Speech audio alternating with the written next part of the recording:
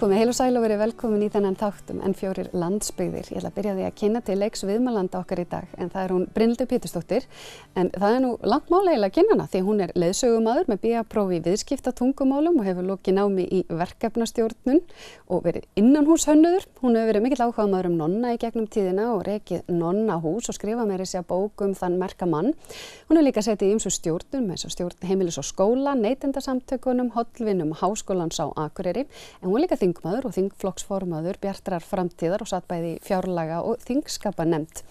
En málin, ég fór aðeins í gegnum þau, hvaða mál hún hefur verið að taka fyrir á sínum þingferli og þau voru nú ansi fjölbreytt. Það var matasóun, vistvæn ökutæki, plastúrgangur, matasóun, rannsóknir í landbúnaði og sjávarútvegi og í iðnaði og ferðaþjónustu, geðheilbrigðismál, jafnréttismál, menningarstyrkir, skaðleg efni í neysluvörum, neytendastefna, verðmerkingar, merkingar á matvælum, hávaði í skólum, búvörulög, tollalög, vörugjöld, læsis, átak og gjaldmiðlamál svo eitthvað sé nefnt. En Brynhildur tók sér sæti á Alþingi fyrir hönd Bjartrar framtíðar árið 2013 en ákvað síðan að bjóða sig ekki fram í síðustu kosningum og sagði sig úr flokki Bjartrar framtíðar þegar að var verið að mynda síðustu ríkisstjórn. En við ætlum að ræða ýmislegt í dag og þá ekki síst byggðapólitík, kjördæmapot, það að vera landsbyggðarþingmaður og landsbyggðarnar almennt. Vertu velkomin. Takk. Það var löng og drjúg kynning á þér. Ég var sumt að það íkt. Já, er það ekki? Ég kannski byrja bara á dálítið svona, kannski stóru spurningu, en ef þú berð saman hugmyndir þínar Alþingi og þingstörf þegar þú ákvast að fara, eða sem stert kjörin á Alþingi annars vegar og hins vegar bara daginn sem að þú hættir. Hvað breytist? Já, þegar maður fer á þingi, þessi tala nú bara fyrir alla, þú veist, það veit enginn út í hvað hann er að fara. Þú veist, maður getur eiginlega ekki ímyndað sér hvers konar starf þetta er. Og það er mjög skemmtilegt og mér finnst það mikill heiður að fá að vera alþingismaður. Nóg margir treystu mér til að sitja þarna og ég tók því alvarlega og mér finnst það að eins og sitja á Alþingi hverju sinni verða að taka þessu starfi mjög alvarlega og fólk gerir það held ég flestir. En svo var bara svona eitt og annað sem einhvern veginn bara gerði það verkum að ég hugsaði bara okkur þetta er orðið ágætt núna. Þú veist, ég var einhvern veginn kannski ekki alveg sannfærð og kannski bara orðin pínu þreytt á þessi bili. Ég segi bili að ég er ekkert að segja að ég vil aldrei vera í pólitík en þú veist, ég fekk allavega pínu nóg bara. Var það eitthvað við Alþingi sjálft sem að gerði það verkum að þú vildir ekki fara aftur fram? Nei, þetta er bara, það er ótrúlega margir í raun ef maður horfir á það gegnum tíðina sem að hafa ekki boðið sér fram aftur. Það er örugglega algengar en hitt, sko.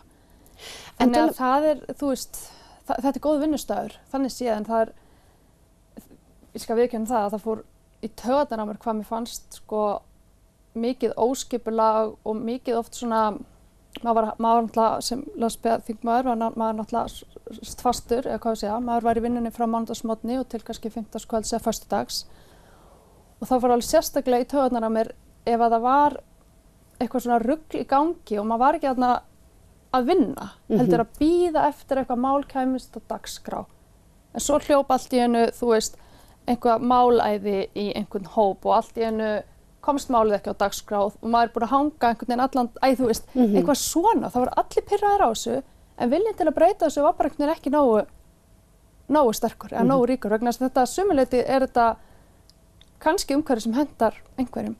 Mögulega. Hendaði mér ekki. Ég var bara að verða vitlaus á þessu. Já, bara vildi láta hlutina gerast. Já, allt og mikill tíminn í þessu þingsal. Þú veist, ég meina, þegar ég er að horfa á fréttir svo frá Norðurlöndum, þessi þingsalur þar er ekkert eitthvað mál sko, en hérna er bara held ég allt og mikið frelsi þingmanna til að tala og ég skil að það verið þannig einu sinni en núna er vettvangur til þess að tjá sig út allt. Getur verið bloggsíðu og Facebooksíðu og hvað þetta heitir allt. Þarf ekki að gera það í Alþingi salnum? Já, ef allir myndu tala mikið og þeir sem tala mest, það væri raunverulega ekki hægt. Og svo sér maður sko að það verið að mæla þetta, þessi tala minnst og þessi mest og hvaða mælikvarði er þetta? No. Ertu betri þingmaður og tala mikið? Ertu endilega lélegur þingmaður og tala lítið? Þú veist, mikið af svona umræðan Alþingi finnst mér ofta alveg vera ferlega skrítin líka. En talandi að vera landsbyggðarþingmaður, er eitthvað munur á því að vera landsbyggðarþingmaður eða að búa á höfuðborgarsvæðinu? Já, náttúrulega kannski sérstaklega fyrir þá sem eru þessu kjördæmi og kannski Vestfjörðum, það er náttúrulega þeir sem að svona flytja kannski, getum við sagt, þurfa bara að flytja sig suður tíma, meðan ég öfundaði stundum vinni mína í suðurkjördæmi sem að gátu sko mætt í vinnuna, gátu svo sinnt einhverju svona embættisskildum í kjördæminu, þú veist, skotist kannski Grindavík á einhverja opnun og farið svo heim til sín að sofa. Á meðan að við kannski í þessu kjördæmi, ef það er eitthvað að gerast hér á miðvikudegi, þú ferð ekki að láta skattgreiðendur borga fyrir þig flugfari fram og tilbaka til þess að vera svo aftur í vinnunni í 1 dag til að fljúga svo aftur norður. Þannig að það er svona að því leyti verður kannski svolítið mismunandi aðstæður og svo er það auðvitað þannig að þegar maður er svona fer og er með annan fótinn og þá gerir maður kannski af því að börnin eru orðin stálpuð og við sjáum til dæmis ekki unga foreldra. Ég man ekki hvernig það var síðast ungt foreldri sem bjó í kjördæminu sem var á þingi. Þannig við fáum auðvitað öðruvísi fólk. Er það kannski bara næstu ómögulegt? Eða þú veist, ef maður ætlaði að fara og maður er með ung börn og... Já, fólk það flytur það bara náttúrulega suður sko. Þá tekur makan með eða svona já, ert á báðum stöðum. Er það óheppilegt að því að þá náttúrulega kannski rofnar ákveðin tenging við svæðið? Ég sko, mér fannst mjög mikilvægt að ég bý á Akureyri og ég ætla ekkert að flytja suður og maðurinn með vinnu hér og krakkarnir verið í skóla hér, þannig að það kom ekkert til greina hjá mér. En þá þýðir þetta bara ferðalög og fjarvera. Fjarbúð og það er svo sem ekkert þetta kvart yfir því, kannski þetta er vellaunað starf og þetta er skemmtilegt starf, það er fullt af fólki sem að fer frá heimili sínu fyrir vinnu. En þetta gera kannski verkum að maður kannski endist skemur. Þú veist, ég hugsa alveg oft, bara Alþingi var í hofi. Já. Maður bara trítlaði þangað niður yfir og svo færi maður bara heim eða einhverjum afmæli eða eitthvað, en það er náttúrulega ekki í boði. Kjördæmapott er svona fyrirbæri sem er stundum, já, bara dálítið oft talað en eiginlega aðalega talað ef það er eitthvað í kjördæmum utan höfuðborgarsvæðisins og snögst oft samgöngubætur eða annað slíkt. Hvernig var upplifun þín af þessum umræðum, til dæmis bara kjördæmapott? Já, ég hef aldrei, þú veist, orð fer alveg mjög mikið í taugarnar á mig líka vegna þess að sko í þessum landsbyggðarkjördæmum þá erum við með 10 þingmenn, 9 í norðvestur og 10 í söður. Og 10 þingmenn ger ekki neitt, einir og sér, þeir hafa enga meirihluta í neinu máli. Þannig að ef það á að ná einhverju máli gegn í einhverju landsbyggðarkjördæmi þá þarftu 23 viðbóti í það minnsta. Þannig að ég einhvern veginn, þetta hefur alltaf farið svolítið í taugarnar á mér þessu umræðum kjördæmapott. Þú veist, og hvað er kjördæmapott? Er Harpa kjördæmapott? Þú veist, þegar ég var á þingi þá upplifði ég sko, það var bakkamáli trúlega, einhver umræðum Vaðlaheiðargöng, þar sem að menn gátu svona sett þennan stimpil sko. En alls konar ákvarðanir sem teknar fyrir suðvesturhornið, ég man aldrei eftir einhvern veginn að landsbyggðarþingmenn hafi þá staðið upp á afturfæturnar og farið að mótmæla því sem kjördæmapotti. En hins vegar er alveg mál þar sem þú sér svona kannski meira þingmennina í suðvesturhorninu. Er þetta rætt inn á Alþingi að þetta sé kjördæmapott þegar fólk verður að tala eitthvað? Það er bara allur gangur því, þú veist, með alveg Reykjavíkurþingmenn sem eru bara mjög opnir fyrir öllu og eru alls ekki þarna og vilja styrkja byggðum allt land og svo bara öfugt. Svo ertu með þingmenn sem voru bara mjög, og svo bara ég er hérna fyrir Reykjavík og þú veist. Og það er líka bara allt í lagi. En svona einmitt á tyllidögum þá talað það að við viljum hafa byggð í öllu landinu og það skiptir máli fyrir allt landið að hún vaxi og blómstri. Og svo, þú sast nú í fjárlaganefnd, þegar ákvarðanirnar eru síðan teknar, er þetta endurspegla einhvern veginn þannig? Sko ég skil ekki ennþá hvernig ákvarðanir eru teknar. Það var nú því að mér finnst það sem ég finnst að vera vandamál svolítið í íslensk pólitík og mér finnst þetta allt of oft tilviljanakennt. Þetta er ekki hluta af einhverju fastmótaðri stefnu sem við erum búin að búa okkur og við erum að horfa eitthvað langt fram í tíman með til dæmis eins og byggðastefnu. Þetta er svolítið bara hvernig er ráðherrann sem fer með málflokkinn, hvað finnst honum og hvað vill hann. Mér finnst ráðherrarnir vera alveg rosalega valdamiklir. Ég upplifði það aldrei þegar ég var á þingi að ég hefði völd, en kannski einhver áhrif, en ég hefði engin völd. Get potast í einhverjum málum og svoleiðis, en síðan er það framkvæmdavaldið, ráðherrarnir, sem að fara með völdin. Og mér líður eins og ég myndi vilja fá að kjósa ráðherra. Því það er þeir sem að í rauninni ráða. Já, og með sín ráðuneyti. Já, talandi ráðuneyti, þau eru náttúrulega öll staðsett í Reykjavík og allir sem að vinna í þeim held ég. Er það ekki örugglega búið þar? Jú, ég held að væri til dæmis mjög sterkur leikur að ráðuneyti væri með útibú á landsbyggðinni. Ég er svona velta fyrir mig eins og með skólamálin. Þá ertu með sko hópa fólki í ráðuneytinu í Reykjavík sem er að sýsla með eins og bara framhaldsskólana hér á þessu svæði. Já. Og eðlilega hefur minni skilning á því heldur en í þínu nærumhverfi.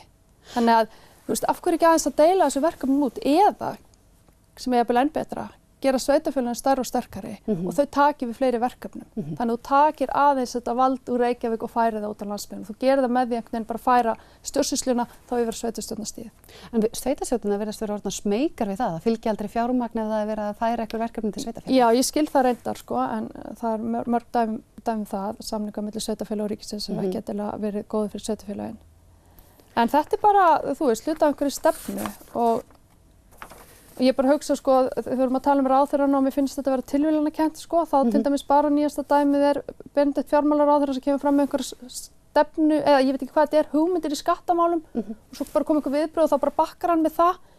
Af hverju ekki svona einhvern veginn, af hverju ekki einhvern veginn búið að pæla í þessu, leggja þetta niður fyrir sig, þreifa á samstarfsflokkunum, þinginu jafnvel, og kannski fá aðra til fylgislags og segja, heyrðu, við þurfum að móta einhverja stefnu í skattamálum eða skattsvikum, við ætlum að koma í veg fyrir það, hvernig gerum við það? Það þá ekki bara að setja saman hóp með öllum þeim sem eiga sæti á Alþingi, sem ráðherra fyrir, þú veist, leiðir starfið og eins með náttúrupassanirnar, Ragnheiðar Elínar. Þú veist, þetta svona eins og bara menn kippa ykkur svona upp úr ykkur hatti og virðist oft bara koma saman ráðherranum á óvart. Þannig að það er ekki eins og svo ríkisstjórnin standi bak við sko, mál eigin ráðherra, þannig að mér finnst þetta allt svo furðulegt. Já. Eitt sem var haft eftir í fjölmiðlum þessi setning, mér finnst það alveg hreint með ólíkindum þetta viðhorf að ef eitthvað sé út á landi þá hljótið á einhvern hátt að vera slakara. Fannstu fyrir þessu? Þetta var í tengslum við lögreglunámið, örugglega þegar fór til HA þá blöskraði mér aðeins umræðan. Því að auðvitað ef við sko, já þetta var það hvort að HÍ hefði þetta að fá, en auðvitað mun HÍ alltaf skora hæst í öllum mati sem við gerum, vegna þess að einfaldlega stærsti skólinn með stærstu stóðdeildirnar og þannig að það svona, já, ég meina maður finnur þetta alveg, það svona oft, og það er það sem við held að við fílum ekki út á landi, það svona þegar eins og sé verið að gera okkur einhvern greiða, í staðan fyrir að líta bara á landsbyggðina sem, hvað ég segja, auðlind. Part af Íslandi? Já, ef við erum ég meina af hverju flytur fólk, ef fólk getur ekki búið í Reykjavík, flytur það til Norðurlandana, af hverju flytur það ekki út á land? Sem dæmi eftir hrun, þá var ég ofta að velta fyrir mér af hverju tekur fólk sig upp, í vandræðum, það kannski vinn út á landi, en þú flytur jafnvel frekar til útlanda. Og ég held að miklu hluti til séða bara umræðan oft landsbyggðina, hún svolítið svona, getur verið neikvæð, kannski eru við ómikið að væla, ég átta mig ekki á því. Ég gerði einu sinni pínlitla rannsókn í námi sem ég var að skoða fréttir í fjölmiðlum af landsbyggðinni og af höfuðborgarsvæðinu og það var mjög áhugavert. Já. Það var bara fréttir af landsbyggðinu voru sjávarútvegur, landbúnaður, raflínur, ágangur ferðamanna. Það var eiginlega upptalið, það var það. Og svo kannski bara umfjöllum landsbyggðirnar. Eitt eru fréttir og hitt bara þessi almennu umfjölluna því náttúrulega sem við þekkjum vel að það allir fjölmiðlar náttúrulega með höfuðstöðvar sínar þar og nærumhverfi þar þegar kemur að bara dægumálum og venjulegum hlutum. Finnst þér fólk ekki svona kannski átta sig á styrkleikum og tækifærum sem eru út á landi? Sko, mér finnst til dæmis áhugavert talandi einhverja svona, sem við talum áðan, að við séum með einhverja stefnu sem að við reynum að ná einhverju svona samkomulagi þannig að við séum ekki alltaf bara miða við hvert kjörtímabil. Þá til dæmis í Noregi, þá norska ríkisútvarpið bara mjög öflugt eins og ríkisútvarp Norðurlandana eru, en hann með þá stefnu að það út allt land. Þetta kallar þetta eitthvað frá heilu landið til heilu landið. Og þar 60% starfsmannana eru á Óslósvæðinu og 40% eru þá hingað og þangað í Noregi. Það er dagskrárgerð og bara hitt og þetta. Á Íslandi þá erum við ríkisútvarpið þar sem 95% starfsmanna eru í Efstaleiti og 5% eru annars staðar. Og hvaða stefna er þetta? Þetta hefur verið svona bara liggur við alltaf. En eitthvað verið að hugsa út í þetta? Verið að benda á þetta? Já, hver á síðan að hugsa út í þetta? Það útvarpsstjórinn sem á að breyta þessu? Ég meina, nú þetta sem sagt opinbert fyrirtæki sem fær skattpeninga. Ætti þetta ekki vel hluti af einhverju byggðastefnu sem heyrðu? Það væri ágætt, sjáum fyrir okkur kannski að 30% starfa ríkisútvarpsins séu út á landsbyggðinni og þar fari fram dagskrárgerð og annað. Og gæti slíkt það sama átt við ýmsa aðra hluti? Nú gagnrýnt til dæmis að það meira vægi við atkvæði í kjördæmum utan höfuðborgarsvæðisins, en á sama tíma það væri fróðlegt að vita hversu nákvæmlega mörg hlutfallslega opinber störf eru í Reykjavík versus landsbyggðirnar og hvort að það sé í einhverju samræmi við íbúafjölda og þrátt fyrir þetta allt saman. Já, einhvern tíma spurði einhvern vinn mér á þingi Reykjavík og þingum ég sagði, hvar hallar á Reykjavík? Eða hvar hallar á höfuðborgarsvæðið? með, þú veist, stærstu eiginlega alla menningarstarfsemi landsins, meira og minna öll bestu launuðu opinberu störfin, mesta fjölbreytni, mest sérfræði, sérfræðilæknar og allt það sem við þurfum. Og jú, kannski eitthvað í einhverjum samgöngumálum, en þá bara, þú veist, þá hægt að gera sem með vaðleiðargöng, það hægt að fara í framkvæmdir, fara í þar strax og svo borga maður upp. Og ég meina, ég myndi alveg borga eitthvað smá fyrir að keyra Vesturlandsveginn ef það vegna þess að ég svona sammála því, ég held að við förum ekki í allar þessar samgönguframkvæmdir sem við þurftum að fara í nema með einhvers konar veggjöldum. Ég held að það sé bara svona eitthvað sem við þurfum að horfast í augu við og getur fundist það óréttlátt. En ég held að það sé til dæmis að klára Keflavíkurveginn, þá held ég að væri bara mjög einfalt mál að taka veggjöld. Þeir sem að þurfa að fara þarna oft, þeir kaupa bara árskortið á okkur smátteri, talandi reyna að ná einhverja ferðamönnunum, þú veist, þá þetta eins konar komugjald, þá þurfa allir að fara þarna í gegn, þá borgar þetta veggjöld og þá þetta að klára þetta á einhvern tíma. En þetta svona pínu viðkvæmt, en ég held að ef það að fara í svona einhver samgöngumál, þá bara gera menn þetta svona. Upplifir þú það að innan Alþingis og síðan í höfuðborginni að það sé, sko, það tala allir voða fallega landsbyggðirnar og þykir væntu þær og vilja þær séu byggð og svona, en þegar það kemur einmitt að peningum, þá fer allt í einu að svona fara að miða við þessi framkvæmd versus þetta í Reykjavík og það hljóta að vera mikilvægari í Reykjavík og að þar að segja að sko að fólk upplifa að það sé líka þeirra hagsmunir sem búa á höfuðborgarsvæðinu að landsbyggðirnar séu sterkari. Ég hef oft velt þessu fyrir mér, þú veist, nú flykkist fólk til höfuðborgarinnar, þar húsnæðisskortur, fólk ræður ekki við allt, kerfi ræður ekki endilega við allt fólki sem hefur flutt þangað, hvort sem það í húsnæðismálum með heilbrigðiskerfi annað, þetta svolítið sprungið og maður fyrir að hugsa ætli enginn fara að fatta að það væri dálítið gott að tryggja ákveðna svona jafnréttisluti þannig að það yrði byggð í landinu, ekki bara svona í orði, heldur á borði. Já, ég held að sé ekkert sko óeðlilegt við það vill enginn missa spónur aski sínum. Þannig ég skil alveg að þú veist, höfuðborgin passi sitt og ef það er talað að flytja störf út á landa þá bara byrja hvert, þú veist, þá eru við að missa störf. Alveg svo okkur þykir dýrmætt að fá störfin þá þykir einhverjum öðru jafn sárt að missa þau. Þannig ég skil alveg þessa tilhneigingu. En þess vegna einmitt svo mikilvægt að vera með einhverju skýra stefnu og að ég held að það vilji allir hafa byggð. Fólk vil geta komið til Akureyrar. Það vilja allir frið í heiminum, það bara spurning hvernig. Já, ég held að það sé, ég held að það sé stund meira bara svona vandræðagangur ráðamanna að móta einhverju skýra byggðastefnu og vera ekki alltaf að líta á sko búvörusamninguna sem byggðastefnuna. Þú veist, heldur bara að móta byggðastefnu sem meðal annars þessi, viljum við að sé fjölmiðlar sé sterkir út allt land, viljum við að sé dagskrárgerð út á landi, viljum við að 95% starfsmanna Ríkisútvarpsins séu í Efstaleiti, eða viljum við dreifa þessu? Já, hvað með ráðuneytin? Og líka eitt sem maður hefur oft velt fyrir sig, hvað með bara störf án staðsetningar? Nú þetta mikið rætt hérna einhvern tíðan fyrir löngu síðan að bjóða upp á störf án staðsetningar, þannig að það skiptir ekki máli hvar þú býrð, þú meir bara actually velja það. Það að segja, þú sækir það að vinna í, segjum, landbúnaðarráðuneytinu og það stendur bara starf án staðsetningar. Þú mátt bara búa, segja þetta eftir í hug, Reykjavík eða Höfn í Hornafirði eða Reyðarfirði eða Ísafirði, það skiptir engu máli. Það eru umhverfisstofnunin með nokkrar starfsstöðvar og þú bara vinnur það sem þú býrð, það skiptir ekki máli. Ég held að það sé eina stofnun sem með þetta þannig fyrirkomulag. Svo einhverjar sem eru þá með kannski öfluga starfsstöðvar út á landi, kannski ríkisskattstjóri og En þú veist, internetið og allt þetta, er þetta ekkert komið inn í það með að fara á Skype-fund á þing? Þarft að mæta í salinn alltaf, eða getur þú hlusta bara gegnum Skype, eða gætur þú farið á Facebook-fundi, þú veist, við erum komin á allt aðra öld þar sem að það að vera í líkamlegri nærveru þarf ekki að vera svona sjúklega mikilvægt. Sérstaklega reyndar ef innanlandsflugi væri ekki þannig að það myndi gera hvern mann gjaldþrota að reyna að ferðast á milli. Getur við og ætti ríkið ekki að fara í forgrunum og forgang með það að bjóða upp á þennan valmöguleika? Sko, við erum ennþá einhvern veginn þar að við mætum á fundi til þess að einhver segi okkur hvað standi í gögnunum sem við fengum send. Skilur við? Einhvern veginn, veist. Þannig að við erum alveg mjög á eftir og eina fyrirspurnum sem ég sendi á sínu tíma þegar ég var hérna á þinginu. Ég var nú reyndar að passa mig með þess að skriflegu fyrirspurnir. Þú getur alveg, það er svo margt sem maður langar að vita en þú getur líka dragt ráðuneytunum í einhverju svona. Þannig að ég reyndi að hugsa það þannig ef ég var að senda skriflega fyrirspurn bara okkur það er gott fyrir ráðuneytið að vita þetta. En þá spurði ég öll ráðuneytin til dæmis út í það hvað stefnu þau hefðu í með fjarfundabúnað og fjarfundi. Bara út af öllu þessum, til dæmis forstöðumenn stofnun út á landsbyggðinni sem þurfa alltaf að vera að fara suður. og ég hef verið alveg á fundi í ráðuneyti þar sem að ég var í hópi og það var einhver sem ætlaði að vera á fjarfundi og það tókst ekki að tengja. Ég var á einhverju ráðstöfnu sem aflifa með upp á Borgum.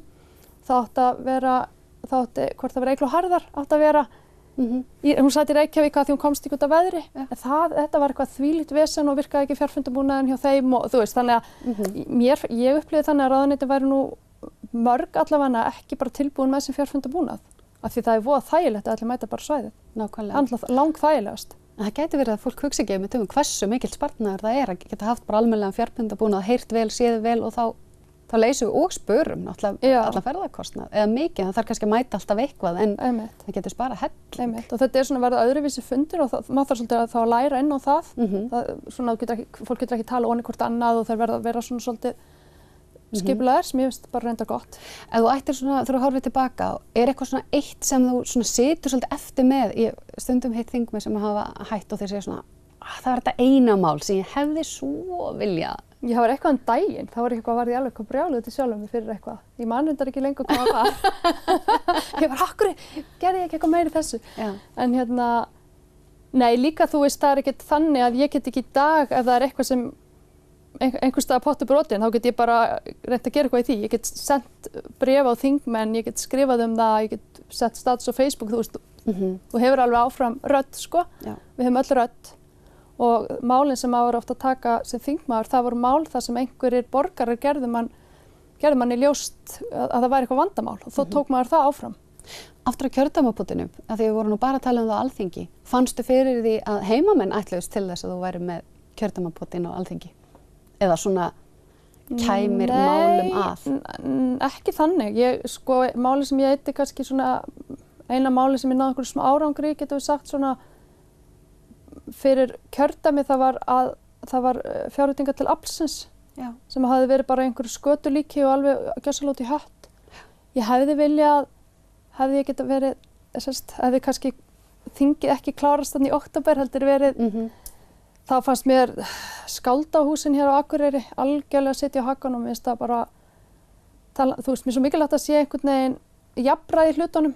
Þannig að ef þú ert að láta eitt skáldahús fá 20 milljónir, hvernig getur þá réttlætt að annað fá ekki neitt? Ef að sveitafélögin eiga að sjá skáldahúsin, akkur sjá þá ekki bara sveitafélögin sín hús? Það fannst mér vera frekar glatað, en þú veist, þetta er ekki stóra málið, sko. Nei, en þetta er eitthvað svona sem þér hefur ekki. Eitt samt, við tölum svolítið mikið höfuðborgina, en svo höfum maður líka heyrt frá minni sveitafélögum og þeir segja betur því að Akureyringar ekki bara hafa ykkur alveg eins og höfuðborgin hafa sér gagnvart landsbyggðunum. Er þetta skilningsleysi, þú veist, fer þetta koll að kolli? Upplifir það þegar þú ert að ferðast svæðið?